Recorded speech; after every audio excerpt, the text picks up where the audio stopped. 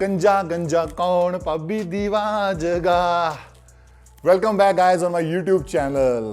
Thank you very much for watching my videos. Channel subscribe करने के लिए और अच्छे अच्छे कमेंट्स करने के लिए। मैं गाना गा रहा था, ये गंजा गंजा कौन। आज बात करते हैं गंजों की, है ना।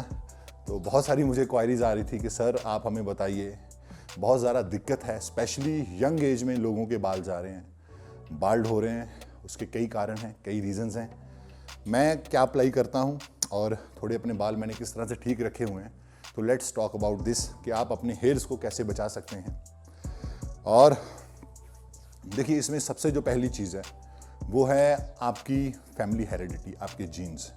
अगर आपके जीन्स स्ट्रांग हैं, अगर आपके जीन्स में आपकी फैमिली के, मदर के, फादर के, दादा दादी के, नाना नानी के, क्योंकि उनके जीन्स आपकी बॉडी में हैं, अगर उनकी कुछ फैमिली हिस्ट्री ऐसी नहीं है कि वो जल्दी उनके बाल चले नहीं गए उम्र में और जल्दी बाल सफ़ेद नहीं हुए, तो आपके भी नहीं होंगे।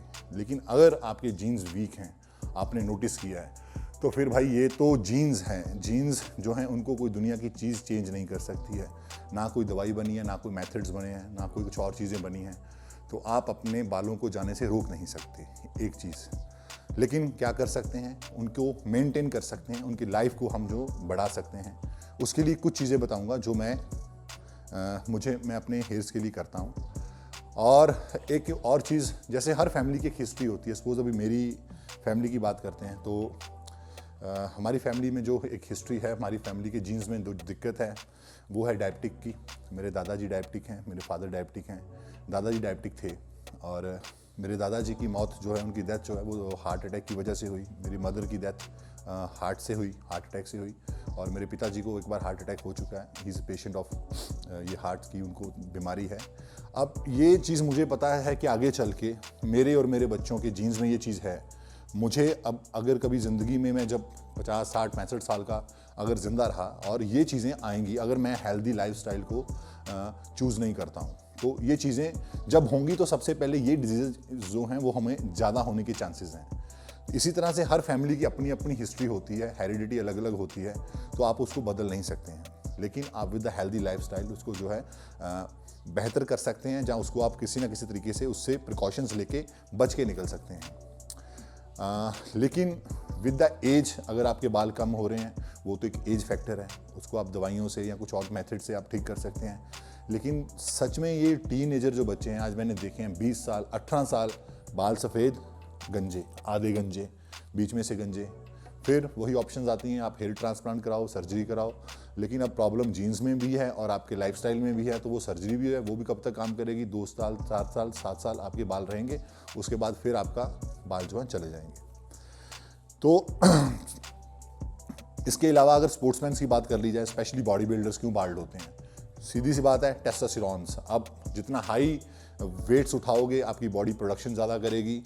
जो टेस्टोस्टेरोन्स हैं, अगर आपकी बॉडी में जब बढ़ता है, चाहे वो नेचुरली तरीके से बढ़ता है या वो इंक्रीज़ होता है सिंथेटिक ड्रग्स अगर बाहर से लेते हैं, तो उसका काम क्या है? टेस्टोस्टेरोन जो आके हमारी बॉडी में कन्वर्ट होता है DHT में, डिहाइड्रोटेस्टोस्टेरोन। अब DHT हमारी बॉडी में जाके कन्वर्शन करता है, तो उसका DHT का हमारी बॉडी में कई तरह के काम हैं। सबसे जो मेन उसका काम है वो हमारा जो सेक्स के लिए एक इच्छा होती है ना, मूड होता है, वो मूड को बनाता है। अगर आपकी बॉडी में अच्छी मात्रा में DHT बनेगा तो आपका जो मूड है, इसके लिए आप फीलिंग होगी, आपको एक इच्छा होगी कि मुझे सेक्स करना है। फिर आपके ऑर्गन्स में इरेक्शन होगी, आपका मूड बनेगा। लेकिन अगर आपकी बॉडी में DHT बिल्कुल ब्लॉक कर दिया जाए तो आपकी वो फीलिंग ही खत्म हो जाएगी, वो आपकी इच्छा ही नहीं होगी। तो ये एक चीज़ है जिसको बड़ी अच्छे आपको मॉनिटर करना पड़ेगा प्रॉपर बॉडी के हिसाब से। लेकिन अब DHT का एक प्रॉब्लम क्या है कि जो हमारे हेयर फॉलिक्स हैं, ये ना चाहते हुए भी, इसका कोई काम नहीं है, लेकिन ये जाके पकड़ लेता है हमारे जो हेयर फॉलिक्स की रूट्स हैं, उसके साथ DHT जाके जमा हो जाता है। अब ये उसको खाना शुरू कर देता है, जो रूट्स हैं, नीचे जो फॉलिक्स हैं। तो होता क्या है कि धीरे धीरे अगर सपोज एक फॉलिक में आपके 2 या 3 बाल है, वहाँ से एक जाएगा, फिर 2 जाएगा, फिर 1 रह जाएगा, वो थिन आउट होना शुरू हो जाएंगे और धीरे धीरे वो भी चला जाएगा।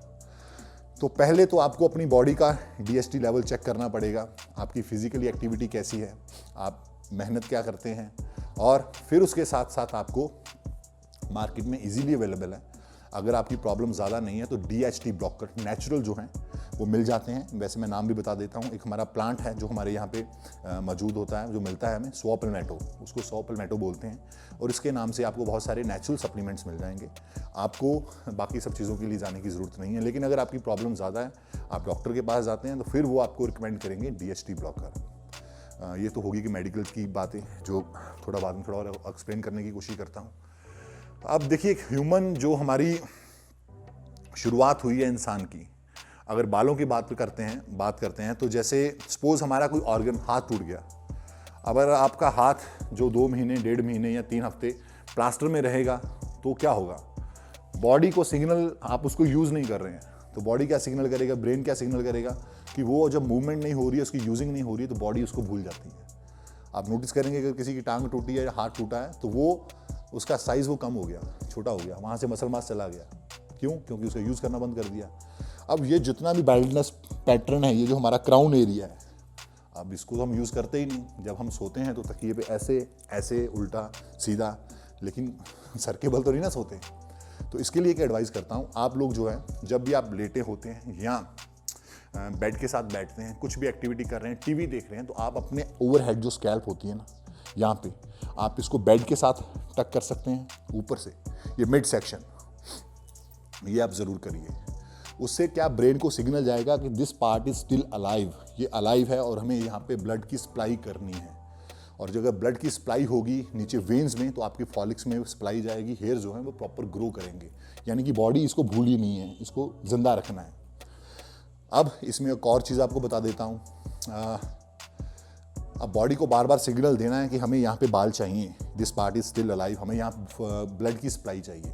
तो क्या करते हैं हम कॉम करते हैं। कॉम क्या करते हैं? कॉम हम जो ज़्यादातर यूज़ होती है वो प्लास्टिक की होती है, ब्रशेज़ होते हैं वो प्लास्टिक के होते हैं।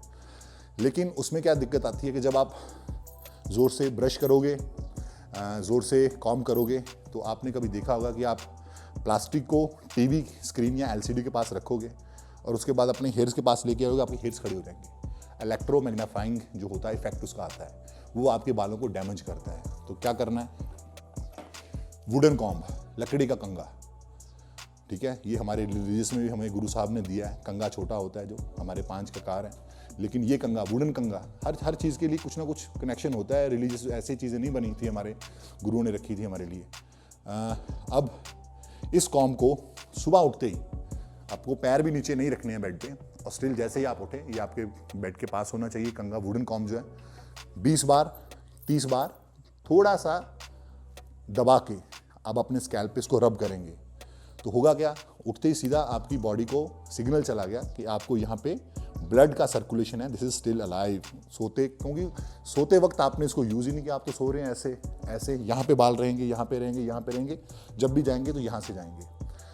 तो सबसे पहले सोते उठते ही, उसके बाद दिन में 3 से 4 बार वुडन कॉम्ब को है जो स्कैल्प पे 25-30 बार रब करना है एक बार में, इससे ज़्यादा नहीं। फ़ायदा क्या होगा कि वही एक मैसेज हमारी बॉडी को जाएगा कि हमें यहाँ पे ब्लड चाहिए, सर्कुलेशन चाहिए। आप ब्लड सर्कुलेशन और कैसे बढ़ा सकते हैं? आप दिन में 2-3-4 मिनट, बहुत सारे ऐसे आसन आते हैं जैसे वो हमारे योगा में करते हैं, आप वो कर सकते हैं।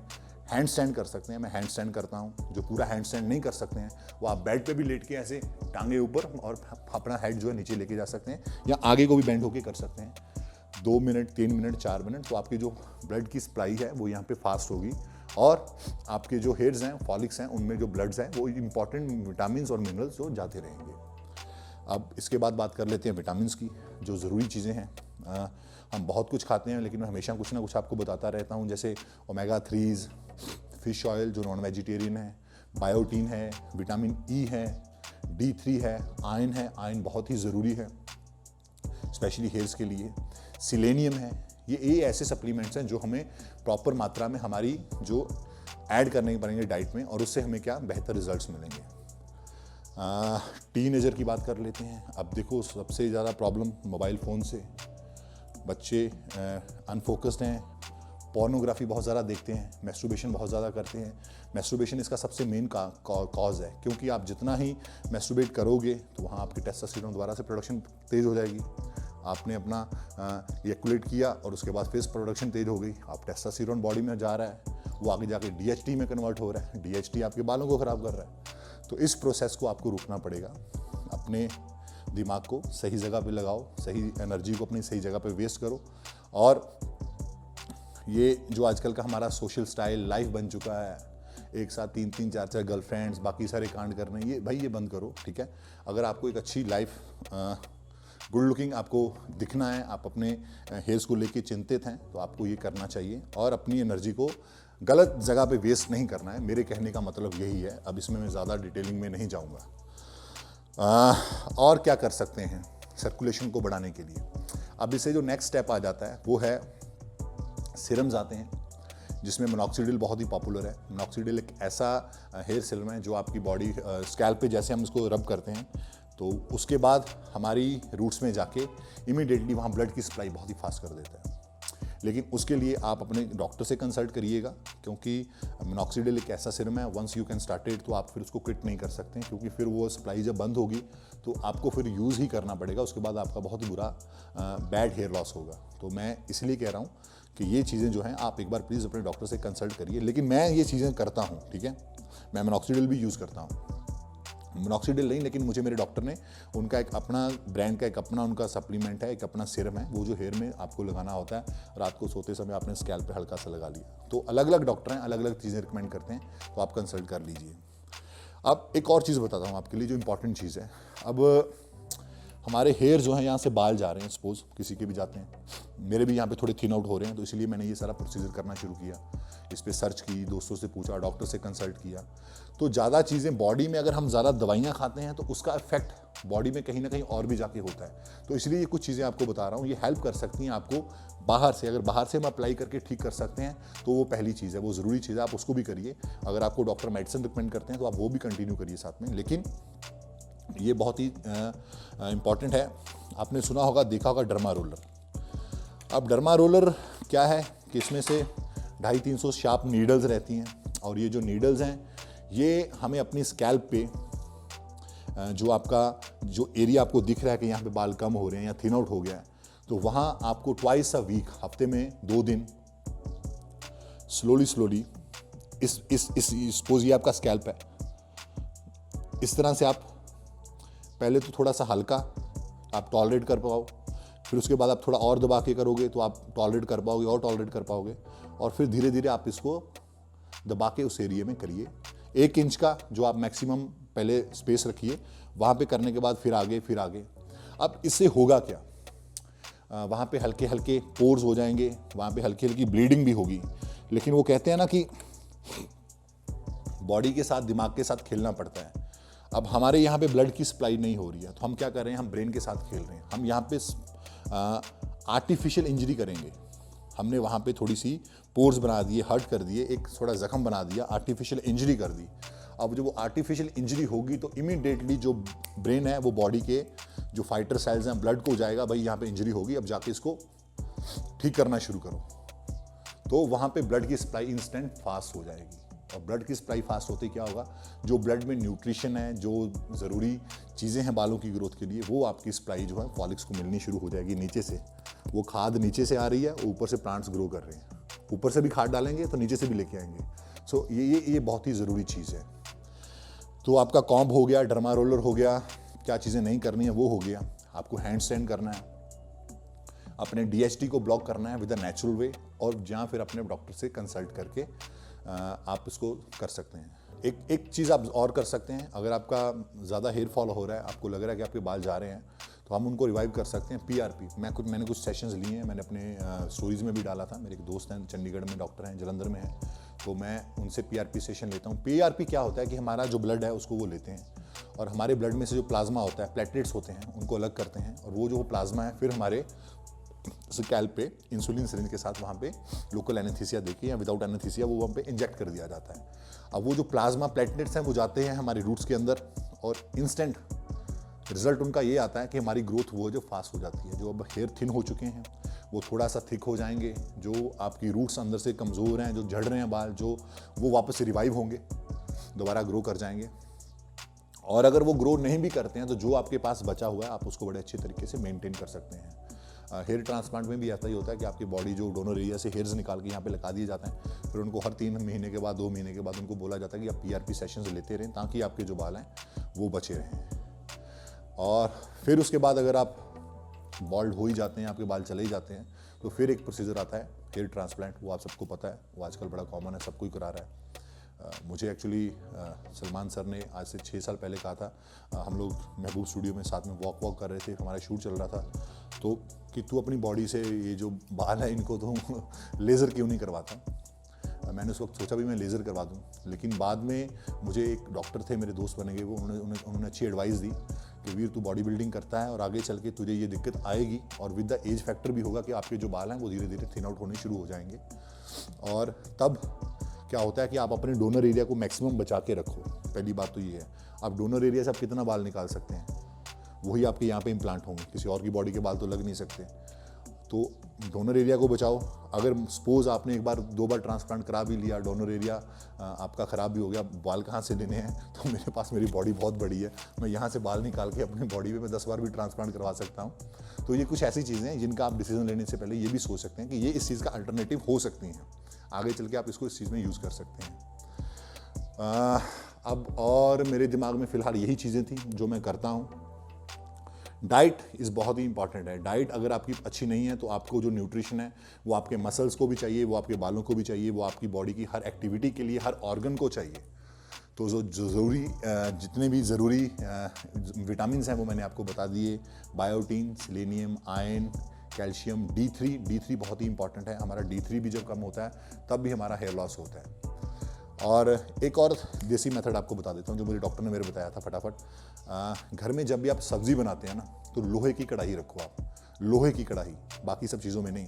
अब लोहे की कढ़ाई, वो क्या लोहा है, उसमें से जब भी हम फूड कुक करते हैं, बनाते हैं, तो उसमें आयरन का जो थोड़ा थोड़ा कंटेंट है उसमें ऐड होता रहता है, और दैट इज़ नेचुरल आयरन। वो हमारी बॉडी में जाके हमारे आयरन को पूरा करता है। अब जब खाना वाना बन गया, सब्ज़ी बन गई, तो आप उसको क्या कर सकते हैं, बाद में थोड़ा ऑयल वॉयल लगा के रख दो ताकि उसमें जंग वगैरह ना लगे। एक और मेथड बता देता हूँ जाते जाते लास्ट में आपको। अभी उन्होंने मुझे सजेस्ट किया था कि आप एक आधा किलो कॉफ़ी ले लीजिए, 500 ग्राम कॉफ़ी के बीन्स, कॉफ़ी बीन्स लीजिए, कॉफ़ी बीन्स को ग्राइंड करिए अच्छी तरह से, अपने मिक्सर में, ग्राइंडर में पूरा पाउडर बना लीजिए। 400-450 ml वाटर आप उसको ले लीजिए। अब पानी में ओवरनाइट उसको भिगो दीजिए आप कॉफ़ी को, और सुबह जब होगी तो वो सारी रात उस पानी जो है वो आपका कॉफ़ी वाला है, अब उसको आप छान लीजिए छन्नी के साथ, बारीक छन्नी के साथ छान लो। जब पोना वगैरह होता है या कपड़ा होता है, उससे जब आप उसको छान लेंगे तो उसके जो बाकी पानी है उसको आप प्रिजर्व कर लीजिए, फ्रीज कर लीजिए, फ्रीज़र में रख लो आप। और सुबह उठते जैसे मैंने बोला, आपने कॉम्ब किया, कॉम्ब करने के बाद इमीडिएटली थोड़ा सा पानी अपने रुई में लेके अपने स्कैल्प पे उसको पूरा थोड़ा लगा दो, पूरा गीला कर दो। अब उसमें क्या है, कैफ़ीन, सबसे इंपॉर्टेंट चीज़ कैफ़ीन। अब कैफ़ीन क्या करती है, हमारे नर्वस सिस्टम को स्टिमुलेंट करती है। हम जैसे ही कॉफ़ी पीते हैं, ब्लैक कॉफ़ी पीते हैं, तो हमारी नर्वस सिस्टम पूरी स्टिमुलेंट हो जाता है और हमारा खून जो है रगों में दौड़ने लगता है तेज़। तो यही चीज़ हमें अप्लाई करनी है स्कैल्प पे। वो उसको आप 15-20 मिनट, आधा घंटा लगा के रखो, फिर अपना शावर लो, और वो बाकी सब चीज़ें जो मैंने आपको बताई हैं आप उस तरीके से करके देखिए। आपके बाल, अल्लाह ने चाहा, ऊपर वाले ने चाहा तो बचे रहेंगे, क्योंकि मेरे अभी तक तो बचे हुए हैं। ये 4-5 साल और निकल जाएं, फिर इसको दोबारा ज़रूरत पड़ेगी तो ट्रांसप्लांट करेंगे, लेकिन लगता नहीं ज़रूरत पड़ेगी guys. So thank you very much. ये आज का वीडियो था उन लोगों के लिए जिनके बाल जा रहे हैं, जो यंग एज में जिनके बाल थिन आउट हो रहे हैं। विद द एज तो होना ही होता है, जैसे हेरिडिटी की बात की, जेनेटिक्स की बात की, आपके लाइफस्टाइल की बात की, तो इन सब चीज़ों को आप थोड़ा सा सही करिए और अपनी लाइफ को हेल्दी रखिए, फिट रखिए। Stay fit, stay healthy. Thank you very much.